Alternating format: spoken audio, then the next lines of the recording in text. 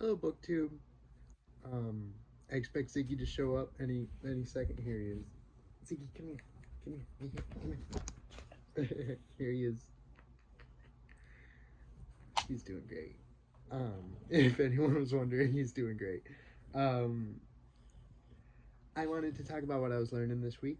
Um, this week, I just started my humanities class, and we're talking a lot about world exploration and the the sales, the market that was going on across the world, and what countries were in power. So the setting, like the 1200s, 1300s, before anything to do with America. It's like even before Europe really was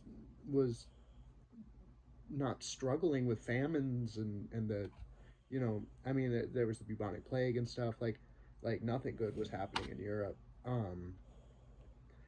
And so at the time, like China was where everything was happening. Everything was super advanced in China, and like they had a version of the printing press. Like they had, like, the people were free. Like in Europe, like people were serfs. Like people were like, the lowest class of people were in servitude. But in China, the peasants were totally free. So I'm interested in the history of communism there, because um, that seems to be like the history there. Like the part of the collectivist culture is freedom, and I don't know if it's gone away or not. There's a lot to learn about China. Um, the Some of what I learned were some of the different dynasties, namely, because we're talking between the 1200s and 1300s.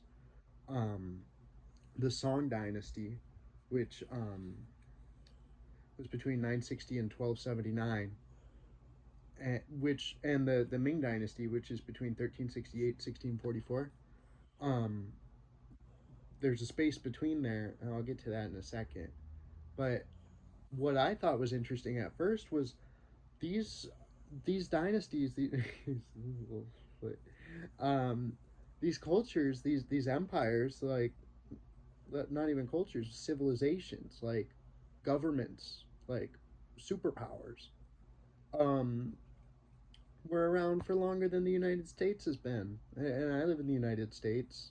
I probably sound like it. Uh, I'm sure I sound like it. I should say. Um, like it puts a lot of perspective on the fact, like onto our civilization. Like we have not been around that long, and it could all fall apart. Like the Song dynasty was around like almost 300 years, over 300 years before the Mongols came from the north, and eventually had one of the largest empires ever, which was, by the time they owned China, they established the Yuan dynasty, and they span from Eastern Asia all the way to East Europe. Like you look at it on a map, and it looks like this big, like where my face is like the size of China, and then my hair is Russia, and then Ziggy is the Middle East, right over here. He's so sweet. He likes to just be cuddled and held. um, it was interesting to see how large the Mongol Empire was, and one of the sources we have left over of this culture is from the explorations of Marco Polo, which happened at the very end of the 13th century, so the end of the 1200s into the 1300s. He visited the capital city Khanbalik, which is where, I don't know how to exactly to pronounce it. I'm sure other cultures pronounce things very differently than I would.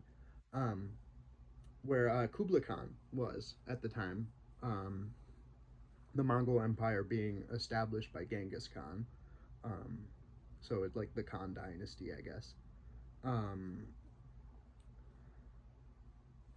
the Marco Polo visited this city, and sees something that's like more organized than New York. Like, it's the most efficient. It's like made by mathematicians, basically. Made by engineers to be one of the most efficient types of cities possible. Um, like straight lines, gates, large open expanses, which after a long time, like there's a study to that now. That's part of criminology, is environmental factors, is like making sure that the cities are designed so that less crime can happen in them, um, or it's like disencouraged. And these ancient cities were considering these things, and trying to cut down on crime as much as possible, mainly because they didn't want to die. Like, they didn't want to get killed. They were going to get killed if they didn't stop people. So, um, the I was just really interested in how the Europe was barely a player. Like, the the Middle East and China and Asia, like India, stuff like that, um, were were just doing all sorts of trading with each other. Establishing culture back and forth, and mixing it all up, and then like these European traders, like Marco Polo first, and then everyone after him, like discover the spices and the all these textiles and all these things, and so they keep traveling, they keep trying to take it, and that's the setting the stage for what the British Empire, what European nations do, because immediately after this, Spain is traveling to South America, and um it's but at the time it was all the what we call Eastern now. Um, and a fun fact, I learned that China is only called China by us, by people not speaking Chinese. That's me and most of the world, I think. I don't know. It's only called China, and they call it what translates to the Middle Kingdom, which is what it's been called since it was established. So I thought that was a really fun fact about China, or the Middle Kingdom. It makes it much more official that way. But thank you for watching.